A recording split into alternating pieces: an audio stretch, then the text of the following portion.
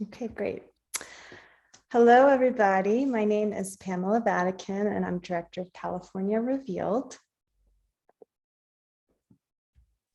My name is Willow Germs, and I'm a Digital Services Librarian and AV Preservation Assistant.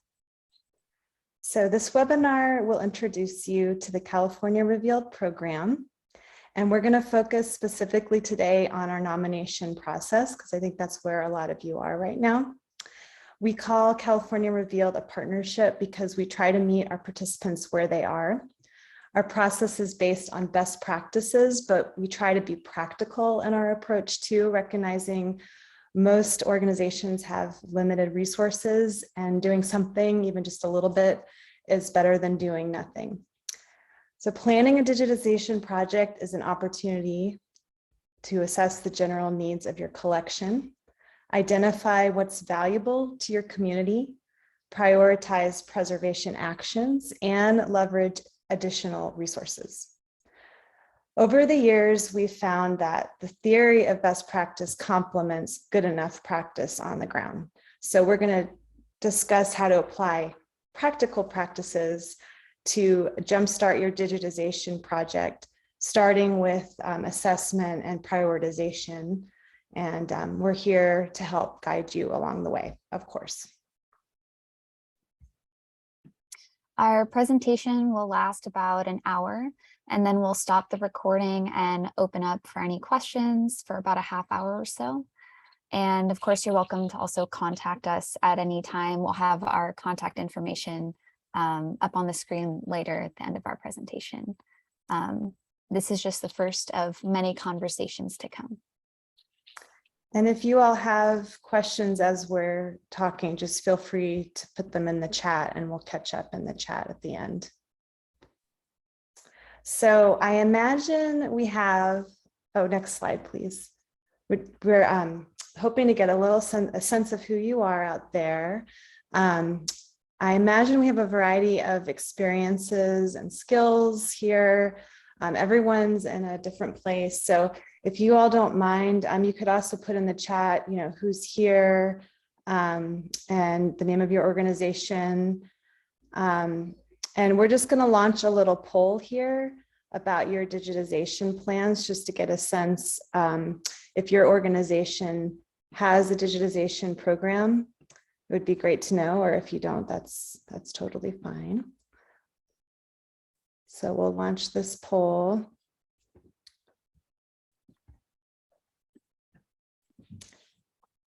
And we're basically trying to get a sense if you have started digitizing. Are you doing it yourself in-house? Are you outsourcing, maybe a combination? If you haven't started at all, that's totally fine. We've found that we've jump-started a lot of folks through this program, just getting them set up to digitize. It's really wonderful to see. Okay, I'm gonna show everyone. I can't quite see. Can you all see this?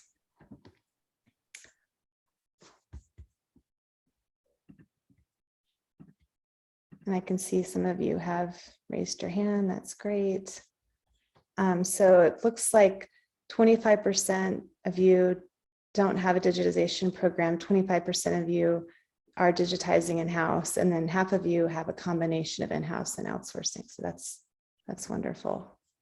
Can you all see the results? I'm just guessing that you can. Sorry, this is new for us. Cool, great.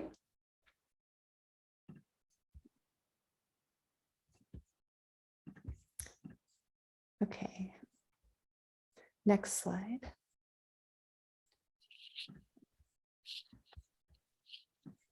Okay, so this is our agenda. After a very brief introduction to California Revealed, for those of you who are new, we'll discuss the opportunities of digitization and how the benefits can overcome the challenges. And we're also going to focus really the backbone of this presentation is really about the initial steps of nomination, the nomination process. So beginning with inventorying and assessment, moving along to selection, prioritization and selection for digitization and preservation. And along the way, we'll define roles and responsibilities of our partnership so you can get a sense of how to participate in our program. At the end, Pamela will give an overview of the overall timeline of the grant cycle, and we'll have time for questions and comments about how that process works.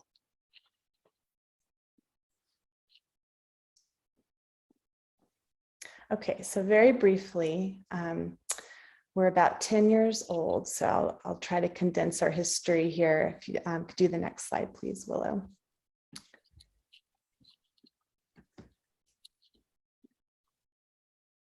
Thank you. So the State Library in 2010 recognized that statewide actions needed because there are so many hidden collections across the state in very fragile physical condition. In particular, we focused on audiovisual recordings because of the threat of format obsolescence and just their inherent fragility. They're just not made to last forever and ever. So for the first 7 years of the program, we were digitizing only audiovisual recordings. And then we opened up to print collections in the 2016-2017 cycle. So we've expanded quite a bit. We've worked with libraries, archives, museums, historical societies. As long as you're a nonprofit, we're happy to work with you. And we're very grateful for the State Library through the Institute of Museum and Library Services. We have annual funding from the State Library. So the State Library just recognized that really we needed kind of a statewide response to the needs of collections that are stored in less than optimum conditions, and folks have very limited resources for collections care. Time and staff's very limited. So we really try to make this as easy as possible to participate. Our funds pay for digitization, so we use selected vendors across the state. We outsource the actual scanning, and we provide online public access at californiarevealed.org, and also offline digital preservation. You all would get copies of the files. You have your own collection page. It really is kind of a wonderful, as I said, we call it a partnership because we are sharing our resources here. You all are letting us know what your needs are. And in response, we're providing digitization and preservation for you, and guidance too along the way. So we're really here to help you with any kind of digitization project planning, preservation planning. We're here to kind of meet you wherever you are. Okay, next slide.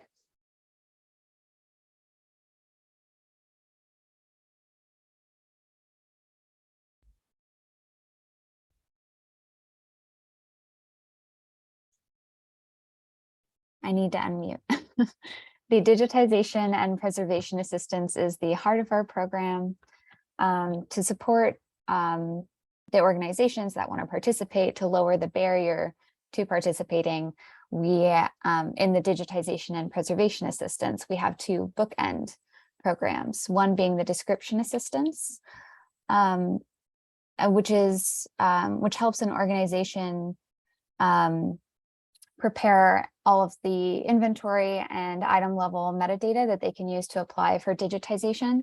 So that includes a $3,000 reimbursement for the labor and involved to describe and catalog California-related library and archival materials. Like I said, the goal is to create item-level inventories and catalog the records of physical and digital collections as well, with an end goal of submitting the nominations to California Revealed And doing this really helps with the application process because that's something that a lot of organizations struggle with, is the item level metadata generation. We want to also support organizations that have participated in the Digitization and Preservation program by through our outreach assistance program.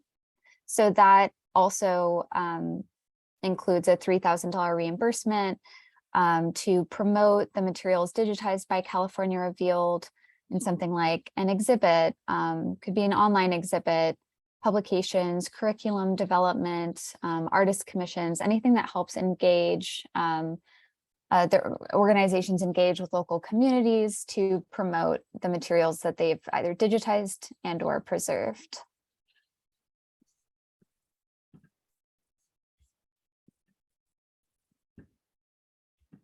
So this just gives you, this is a little bit of a sample of the 350 partners we serve across the state. And of course, we really hope you will join us. If you aren't on this list, if you're not on this map, you can see how much of the state is not represented. And really it's through these webinars and workshops we meet people, and it's a little bit slow going, but we're really hoping to reach beyond where we've gone so far. And for those of you who would like us to come to you to do a workshop, we would be happy to visit you and meet you and your communities on the ground. But we serve a wide range. I mean, this sample here kind of gives you a sense of the libraries, local history rooms, archives, historical societies. We really are trying to serve as many people as we can.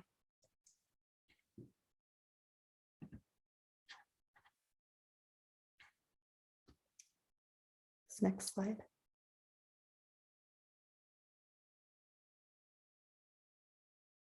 We invested in our own website in 2019 and recently migrated to an open source repository at californiarevealed.org. We continue to upload collections to the Internet Archive, but we're slowly turning away from it as our main access point as we invest in being our own. The nice thing about our new site is that we have more control of the display as well as the discoverability of the collections. We look forward to having a more integrated search capability within objects and across collections, and mapping objects geographically and temporally.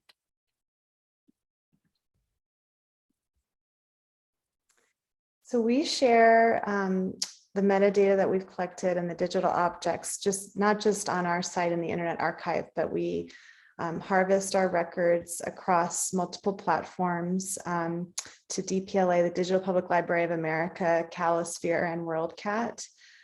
We really do want to have as many access points as possible so people can find these wonderful collections and use them.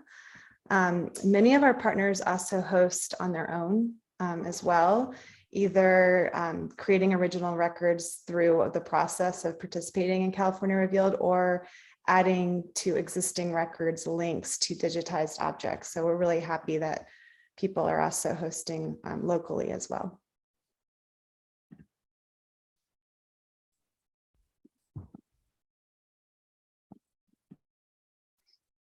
So why digitize? What does digitizing offer to you, your organization, and to the communities you serve?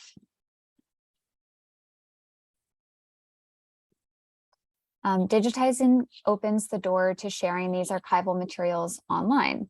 There's been a growing demand of online materials in general, which has exponentially grown because of COVID-19. Digitizing helps communities connect to their own local histories. Many educators are looking for online archival content to help teach their students about local public history and how to conduct research. We are partnering with Teaching California, an initiative that provides teaching guides on how to incorporate California Revealed's collections into K-12 curricula to connect students with their histories and archival studies. Digitizing also provides access to materials that may be too fragile to handle. For instance, limiting use of a fragile scrapbook can protect its binding. Another aspect to consider is if it is in a format that would be easier to view or access digitally, such as digitizing a slide photograph or utilizing OCR scanning for text documents. Related to this point is obsolescence. Digitizing helps battle obsolescence by providing another way to access the content. Many libraries and archives have films, but they may not have a projector to share it. Another key point of obsolescence is also a loss of technical knowledge of a format, which can affect the organization's ability to share the material. Playback for AV materials can also cause damage. And this leads to my next point, which is preservation. For AV materials in particular, digitizing is not just about providing access, it's also preservation of the material, of the content. For magnetic media in particular, the original material itself is deteriorating.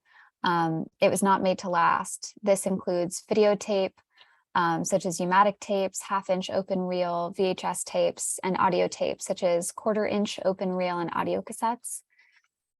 The closing window to capture these recordings before they disappear is referred to as the magnetic media crisis.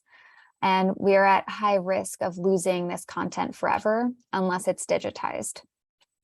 Print is much more stable if stored and handled properly, but there are rising concerns about environmental threats such as wildfires, floods, and earthquakes. When digitizing, it's important to create a preservation plan to ensure long-term access. We want to make sure that these files are high quality and ensure access to these records for future generations.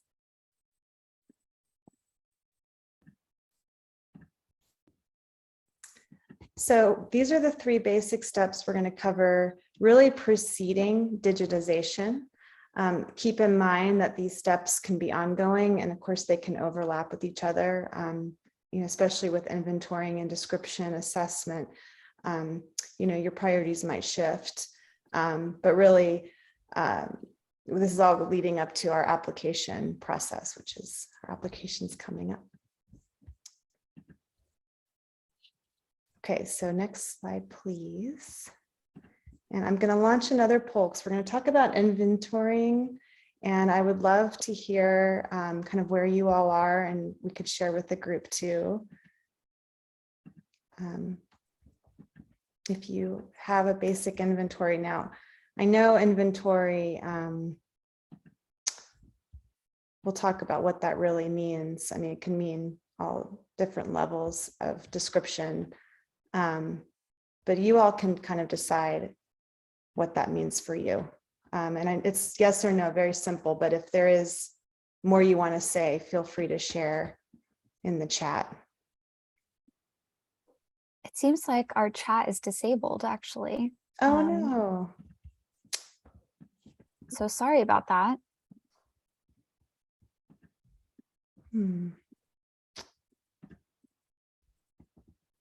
Okay, let's try that again. I think it's enabled now.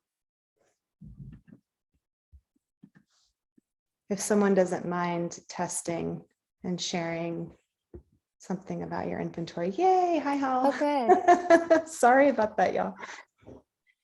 A little rusty here with our webinar skills. Okay, so I'm just going to keep the poll open. And I don't think y'all can see, or can you see the poll? More testing.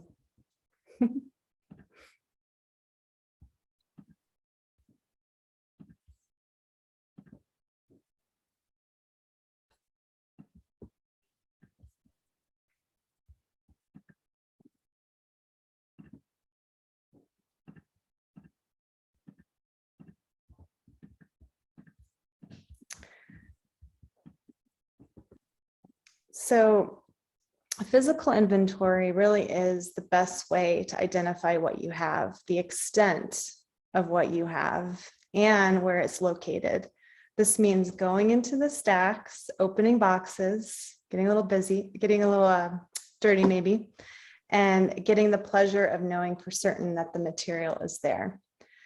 And as you identify and inventory what you have, I can't emphasize this enough, that with the collections in front of you, it really is an opportunity to consider the value and condition of what you have as it's in front of you, and if it's at risk. An assessment will help you understand the needs of your collections overall, but also help you prioritize and plan future preservation actions, which include not just digitization, upgrading storage conditions, repairing or stabilizing materials, even budgeting, beyond, multiple years, creating a preservation plan over time. It's really great to just raise awareness of the extent of what's at risk. And this can also feed into, your preservation planning and your disaster planning. And you may be wondering, because I think this kind of that question of have you performed a recent inventory, was like, how detailed does that mean? What does that mean? How accurate do you want to be? And also, what are your end goals? So these are questions only you can answer. I mean, I would just recommend thinking about what are your available resources and really just starting somewhere. The investment is primarily a time investment, because I would just recommend starting with a spreadsheet, not even jumping ahead to a DAMS or a catalog system. Just start with a spreadsheet, because you can always import that data to a system of your choice when you have, the time and resources to invest in something. It really is just about getting the information down. And it's a gift that's going to keep giving for your preservation planning. So really have to know what you have, because you're not going to be able to get support or funding for unknown conditions, unknown materials. And you have to start somewhere. You can't do it all in one day maybe, but even just starting with a partial inventory is a good start. And I would also note, you might have existing description like shelving lists, you might have a finding aid, box level kind of inventories, and that can kind of feed into your item level goal. And we, of course, would love for you to use our nomination spreadsheet. You can change the fields if you'd like. We do have basic recommended fields, which we'll get into in a minute. But we really would love for you just to use our spreadsheet, and you can adapt it for your own use. It's ready to go. And you can then import that data into any system you'd like. So it looks like for those of you, I think I can share this. 67% of you have a recent inventory, which is awesome. And 17% you do not, which is fine. And another 17% said that you have another situation that's not just yes or no. So thank you so much for sharing. We have some comments here. Basic inventory, but not a thorough one. That's totally fine. Information archives is useful for people who are restoring historic gardens. Yes, definitely. This is the California Nursery Company. Hi, Janet.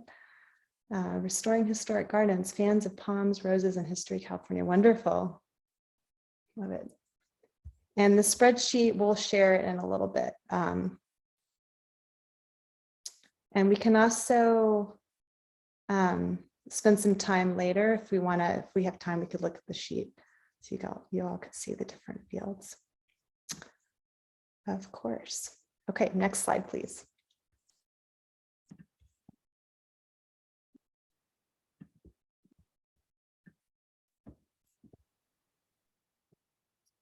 Okay. So format identification is key for digitization planning. It informs how you're going to digitize a record. So that includes the equipment or vendor needed, the technical expertise to handle, to inspect the material, to transfer that particular format, the technical specifications for the digital file itself, the media viewer that will be needed for online access of the digital file, the cost of digitization, the description of the object, that becomes the metadata. And we'll get into that in a moment. Identifying the format can also aid in figuring out the descriptive metadata about an object, like knowing how to find the edge code on a Kodak film can help you approximate the created date. So it can help in identifying the format and understanding the format can help you create the descriptive metadata as well. And we have, for AV materials, we created a format guide. So that helps identify the formats and information about the format itself. It's a really great resource to have. I refer to it all the time still. So Pamela dropped that in the chat. So I suggest bookmarking it because that's what I have done. So these are the basic fields that we recommend. It really is up to you and your colleagues, your organization, how detailed you want to get. And of course, remember, kind of leverage your existing description, build upon what you already have, and then from there, you can describe items more granularly. And we ask for item level description because it just makes everything so much easier for managing your collection over time, and then also for the user to find and discover and enjoy on an object level that particular item. And we can have much more control over the display. So that's really the goal for us. But for your own purposes, you might want to start more broadly. But these are the fields that we recommend. This is what we'll have in the nomination sheet. Institution, title, some sort of unique identifier, which really could just be a unique sequential number. It doesn't have to be anything special or obscure. It can just be a number as long as it's unique. Date, creators, significance, priority really ties more into, for us, California history. There has to be some connection there to California. But for you all, you might have your own selection criteria, your own prioritization, like thoughts. So that's really up to you. Description is a newish field for us. We've always had it, but we're now requiring it because we found people were already kind of knowing what they have based on the significance justification. So we're asking people to add that. Then we get into more kind of material description, like the condition, red flags, if it's deteriorated or damaged, that would bump it up as a preservation priority. So it's really important to note that. Media type, format, extent would be the total number of parts, like pages or number of reels or tapes. This is when it can get a somewhat approximate here. Dimensions and duration is really just to get a sense. It's related to extent, how big something is. If it's print material for audiovisual recordings, it's more about the length of a recording. Media type, format, and your extent, dimensions, duration, all of that will help you budget for digitization costs as well as storage costs, physically and also digitally. So this information is really helpful just for preservation planning in general. It's not just for us, but it's also for you as well. So I would recommend capturing as much information as you can about the physical nature of the material as well. Copyright statement, we don't go into rights during this webinar, but we do have permissions guidelines, and we'll talk a little bit about that later because that does tie into prioritization. But we do recommend one of our boilerplate statements that we have available in our permissions guidelines. And then I have off to the side location, because that's really not for us, but that would be really, excuse me, really important for you to document, because you want to know where things are so you can find them. And also it's key for disaster planning. In the end, it would be really great to have everything ideally in one location. In case of an emergency, you can grab the kind of most valuable stuff if needed. So don't want to forget location, but that's technically not on our nomination spreadsheet because we don't need that information, but definitely wanted to point you to that key information. Next slide, please.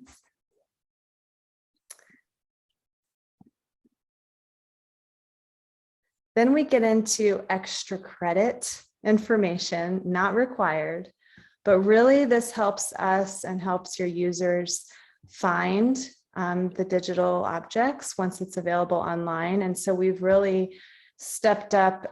This is kind of part of our more recent iteration of our metadata guidelines, is we're really pushing for more information about the content. And this will really help, again, just make your collections more discoverable. And you can add this information anytime. This isn't necessarily at the point of inventory. If you have existing description, that's great too. You can just fold that into your inventory process. But really, this is more kind of post-digitization. And this is also information you could possibly outsource. Once collections are online, you can ask folks to, log in and catalog to their heart's desire. And really, description's ongoing, and we recognize that. So we really try to stick more to the required fields as a start. Okay, next slide. Oops. So all of this good description that you're creating is going to feed into metadata. Oh, actually, could you go back one? Yeah. Okay, so metadata is structured, consistent information that describes the nature of something, which is a very broad concept. It can actually apply to physical collections too, like a card catalog could be metadata. Really, it's data about data. And the metadata that we're creating is, we have lots of controlled vocabularies to help, and they're actually embedded in the inventory sheet to make it easy. And all of this is going into different schemas. So for print materials, we're following the Dublin core schema. For audiovisual materials, we're following the PB core schema. And that basically just means it's structured a particular way. The data is mapped a certain way, and we have very particular labels for each field. So we don't get into our XML here, but the idea is all of this description work that you're doing at the inventory level will feed into information about the digital objects that will then be stored forever and ever with the digital objects. So the future people will know what the object is and where it came from.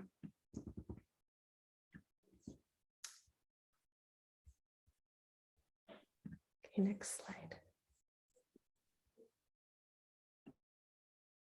So as I mentioned earlier, we do offer assistance for this step. So for those of you who answered in the poll that you haven't created an inventory, or if it's been a while since you've created an inventory, or there's missing information from it, and you need support, you can apply for the Cataloging California Description Assistance Award. And there's, I think that Pamela will drop the link to a resource that we created for cataloging. There's another webinar that Pamela did with my colleague Liz last year that really gets into field by field formatting, controlled vocabularies, and we'll go over the nomination spreadsheet later on, but that's a very in-depth guide to help you put that information into the nomination spreadsheet to understand if you're not familiar with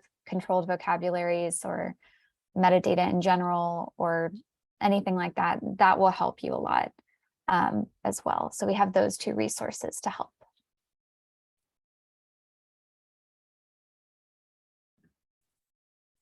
Okay, so we're going to get a little bit more into prioritization and selection. Like, how do you actually make these decisions when it's time to assess? Next slide. Because we know we don't have the resources to save everything, despite what public perception may be. We know that there are so many collections in need and we have limited resources. So we have to prioritize what's most in dire need, what's most valuable, and how do you determine if something should be a high priority in your preservation planning? So it's of course, again, a balance of considerations and resources. But these are the three kind of considerations or factors that we've broken, and there's probably more out there. So if you all have other thoughts around this, I mean, please feel free to chime in the chat, or we could talk about it after the presentation. We've broken it down to three factors: preservation, presentation, and research value. And we'll go ahead and skip to the next slide, cover preservation.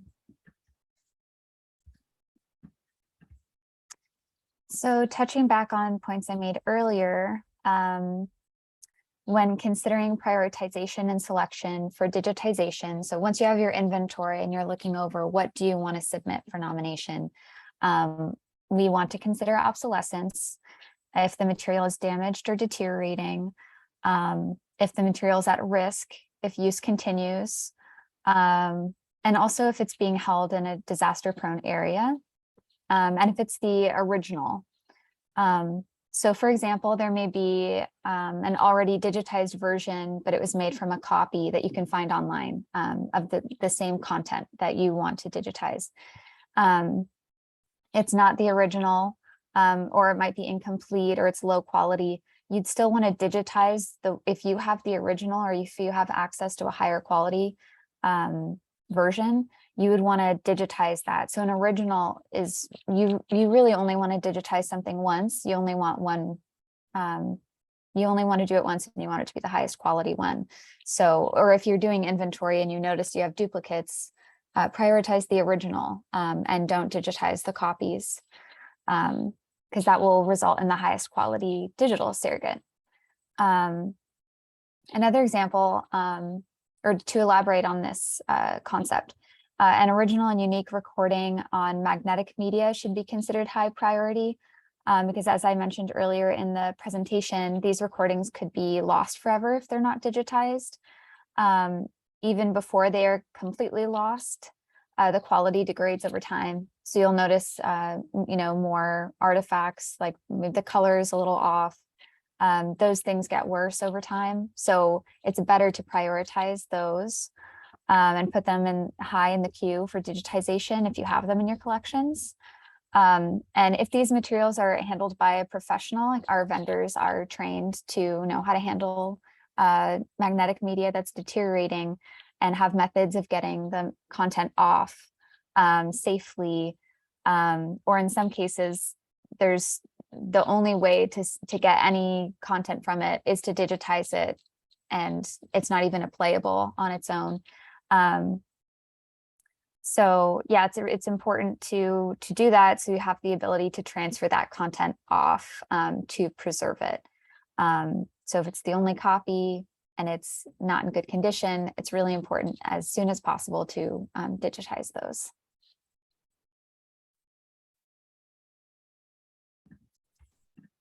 Presentation is another factor to consider. Is the object currently inaccessible? I mean, this is fairly common for audiovisual recordings due to format obsolescence. It's getting harder and harder to find playback equipment for AV, especially the analog stuff. But this is also true for other types of materials like film negatives or slides, where you also need a viewer. If something's oversized, that can limit use. So this really is thinking kind of what in your collection is underutilized or underrepresented, where digitization would really help make the item more accessible and also viewable by the public. So just some questions to consider regarding presentation.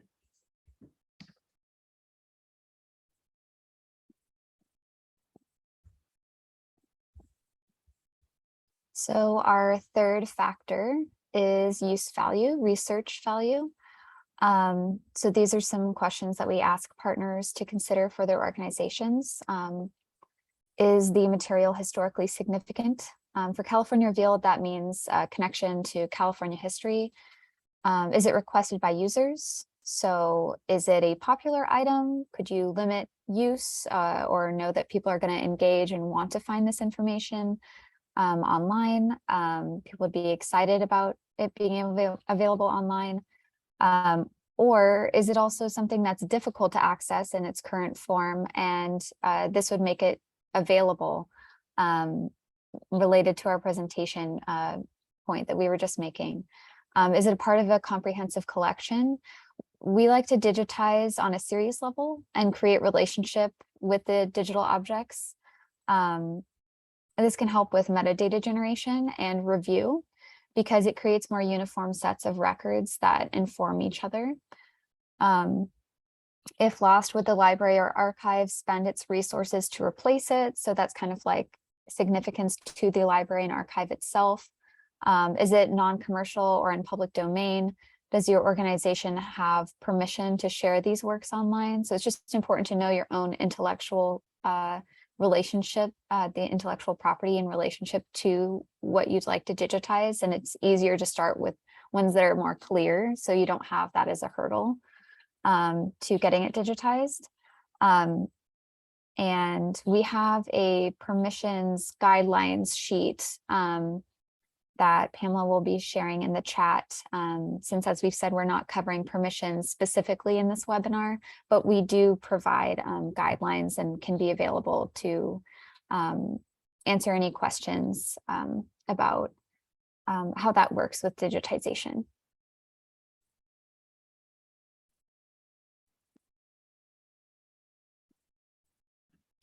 I'm also curious too, if anyone out there has other considerations for prioritization and selection, not just for digitization, but for preservation planning. If there's anything maybe you all have chosen to focus on and why within your collections, I think it would be wonderful to share with the group other considerations.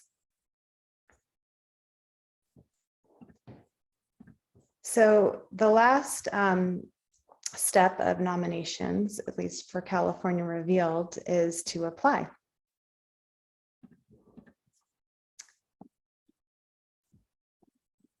And this just gives you a sense of the timeline and kind of our roles and responsibilities throughout the process. We are annually funded, so it's our goal to award digitization by the holidays. And our goal, I keep saying goal because there are a lot of variables here, but we do try to finish the project within the year if all goes well. So we're here on this timeline at the very beginning, inventorying and assessment, which we covered today. And our application is due Friday, July 29th. That's coming up very, very quickly.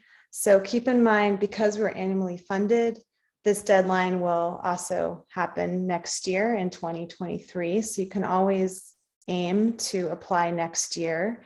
We're asking for both nominations and the application. So, and we'll get into those two pieces in a second. But I just wanted to point out kind of this is the general cycle of the program. Once the letters go out, you all would then prepare your items for digitization. We have very extensive shipping guidelines and prep for digitization guidelines. You'd then send your materials to us at the State Library. We would then send out the collections depending on the formats. We work with multiple vendors. So we would send the items out for digitization in the spring, around the new year, starting in the new year. And then once the files come back to us, we'll upload the access copies only for you to QC, and at the same time we're QCing. So this is when the partnership kicks in once again. We ask for your help to look at the files, approve the work. Hopefully everyone's happy. Once QC is complete and the work's approved, the vendor would return the original materials directly to you. We don't see them again, along with copies of the files if you want them. And as we mentioned, we are publishing at californiarevealed.org as well as Internet Archive, and then the metadata records are harvested. We have schedules for those, the harvest, so it's a little bit asynchronous at that point, but the records start to go out to the world once we publish at our own site. And I don't want you all to forget access opportunities at the end. And even that's something to think about at the beginning, as we talked about as part of your assessment, is think about the use potential of these online collections and how motivating that could be to do the hard work of describing and nominating and letting us know about the collections so we can digitize them. Okay, next slide.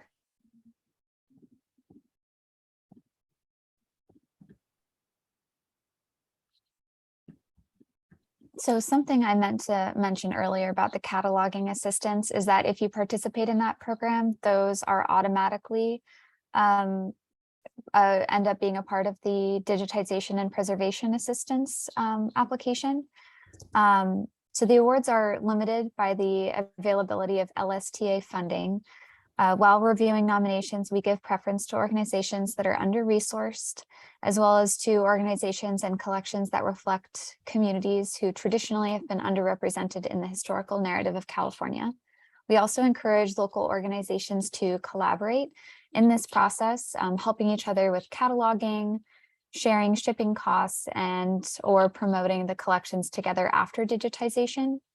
Application form is general information about the organization and the collection being nominated. And then the spreadsheet has the object level metadata that we've been talking about, and that would have been created in the inventory cataloging process. And Pamela dropped the link in the chat for the application guidelines. Yes.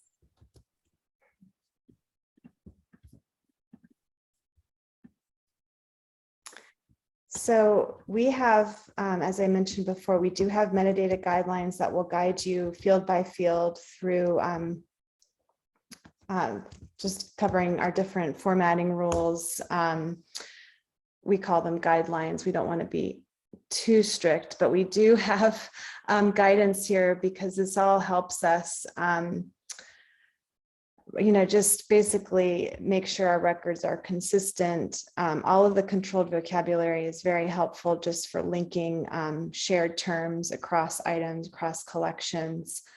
All the information that you provide us helps us track the physical object through its life cycle, physically and intellectually, as we digitize it, as we digitize the object. And then when the object comes back as a digital object, we then take that description and display, attach it to the object and display it as part of the online record. So it's great for you to provide us with as much information as you can, at the beginning. And we have a beautiful spreadsheet, which I love that you all have already asked for it, and we'll share it in the chat with lots of formatting tips and pull down vocabulary. We want it to be easy and helpful. And you'll see that we have separate tabs depending on the format. So we have very specific fields for audiovisual recordings, print materials, and also digital objects, because we are taking existing digital collections. If you all are digitizing on your own, we'd be happy to host those as well. And yeah, it's very, very specific, field by field. And we, of course, are open to feedback. We are writing that delicate balance of it not being too much information, but just enough to guide you and feel supported.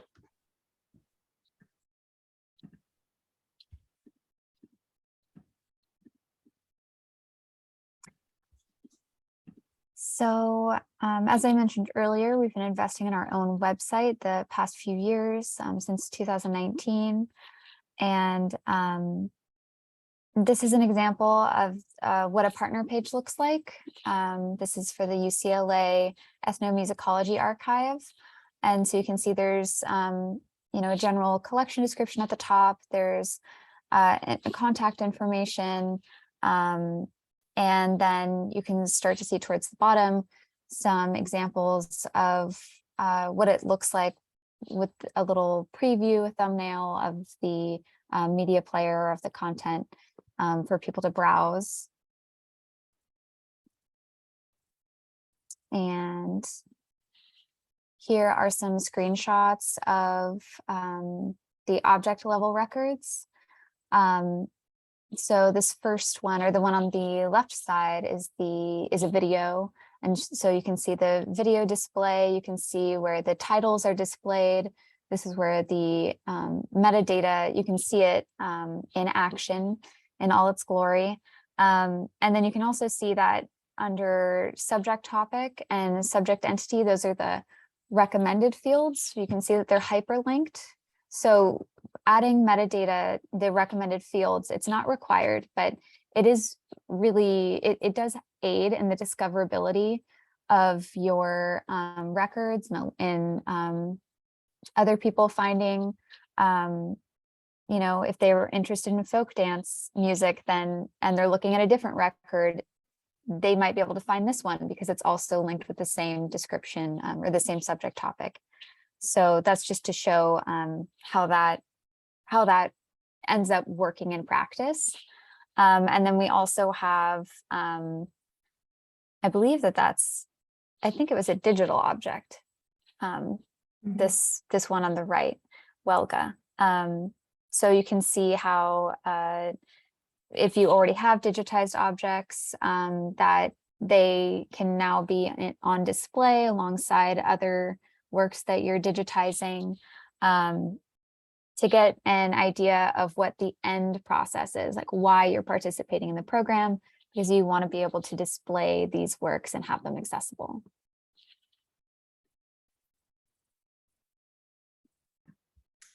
So that concludes our presentation, short and sweet, hopefully encouraging you all to participate.